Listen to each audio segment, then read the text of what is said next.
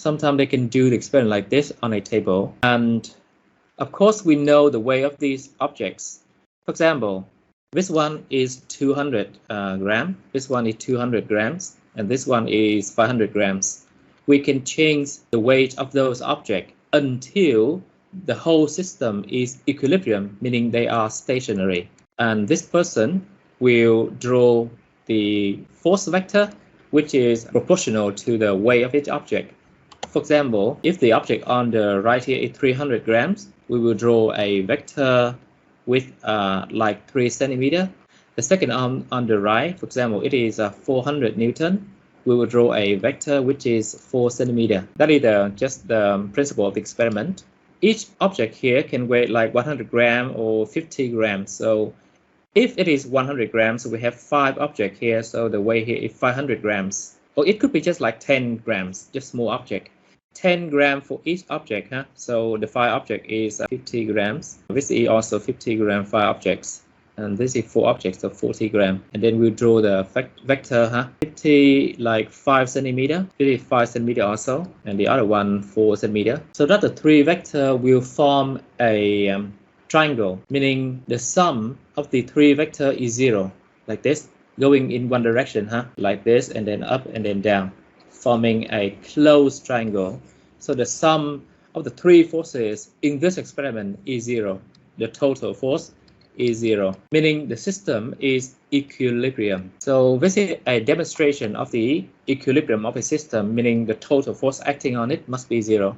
Resolution vector, we already learned that. Do another one. This time I'd like you to do it yourself. So the force acting on the glider is in the opposite direction, like this. This is the glider. And this force is also 620 Newton and making an angle of 25 degrees with the horizontal direction. X horizontal component, yes, over 620, which is the hypotenuse. Adjacent over hypotenuse is the cosine, yes, it's correct. So yes, those are 2 components. And do we need to round it to sig, meaning like 560 to sig, and 260? Let's check that. Yeah, they rounded the 260 figure. Summary exam style question, which I asked you to do this one already, last time. Question from the past paper, but a long time before, more than 10 years before. Hope we can try some real past paper, recent past paper, after finishing this chapter next time.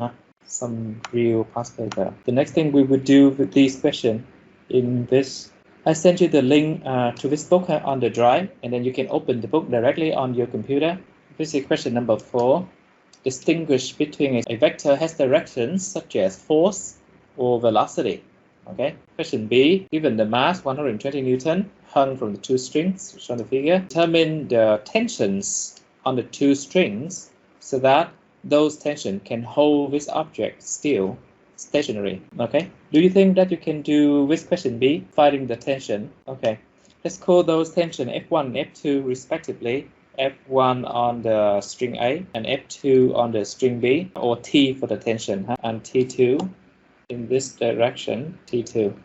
So that the sum of these 2 tensions, T1 and T2, must be in the vertical direction like this, so that that sum here, the sum T1 and T2, following the triangle rule, this is T1 and then T2, so that the sum is from the starting point here of T1 and to the end, that this sum T1 plus T2 must be the same, equal in magnitude, but opposite direction with the weight, the force that the force of this object pulled this point, the point that the strings are connected, okay, this point like M, the pull of the weight down here to this point is also 120 Newton, okay.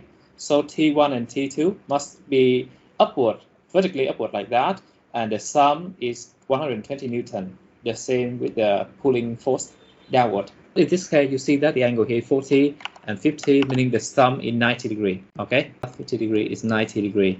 Beautiful. Meaning the 2 forces T1 and T2 are perpendicular to each other, and therefore we can use the Pythagorean theorem, meaning T1 square plus T2 square will be equal to the sum T1 plus T2 here. I call it this sum is the total, okay, T total or T up, okay, T up square. This T up is the hypotenuse of the right triangle. This right triangle. This is the right triangle, 90 degree. Okay, using Pythagorean theorem. So this upward component is 120 degree. Newton. 120 Newton. Okay. But the question is to find each component T1 and T2. Yeah, we can use the cosine again. In this triangle, 40 degree, we need to find T1. We know that the upward force T up is 120 Newton, and T1 is the adjacent side. Adjacent. This T up is the hypotenuse. So cosine of 40 degree is equal to adjacent T1 over T up 120, and therefore we can find T1. Okay, and similarly with T2, please do that and tell me your result. T1 is 120 Newton multiplied with cosine of 40 degree. Similarly, find T2, 100 times cosine of 40 degrees, 92 Newton. Similarly, with T2 in this triangle, we have T2 is adjacent, so cosine of 50 degree. 50 degree equal T2 over 120. So T2 is 120 multiplied with cosine 120 multiplied with cosine 50 equal to 77. 77 component of tension. Okay, continue with this question. We still have question C. Use your answer in B to determine the horizontal component of tension in RA. Yeah, RA meaning the string on the left. Horizontal component and vertical and RB. Okay, beautiful. This is a good question. It will help me to explain the equation that I wrote before about the same magnitude of the two components, RA and RB. So the tension T1 here, which is 92 Newton that we have just calculated. Okay, this T1 can be resolved in the two components, horizontal component T1x like this, and the vertical component T1y, right? This angle is 40 degree, not the right angle that I drew. This is like 50 degree. Okay, anyway. So this angle is 50 degree. Wrong scale, but you understand, right? So T1x, to calculate T1x, we use the cosine of 50 degree. Cosine 50 degree adjacent is T1x, and hypotenuse is T1, which is 92. And therefore T1x, horizontal component, that we need to calculate is 92 multiplied with cosine of 50 degree. Okay, 92 times cosine 50, 59 Newton. The next step, the next force, we have tension T2 in this direction. This is shorter, but yeah, anyway, here T2.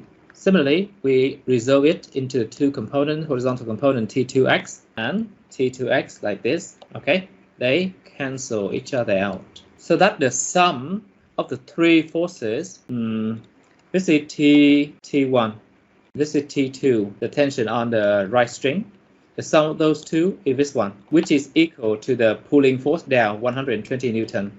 So that the three forces, T1, T2, and the downward force, 120, I call it like T down, TD, they form a triangle, and the sum of those three forces, T1 plus T2 plus TD, is 0. So that the system is equilibrium. And the two components of T1 and T2 in the horizontal direction cancel each other out.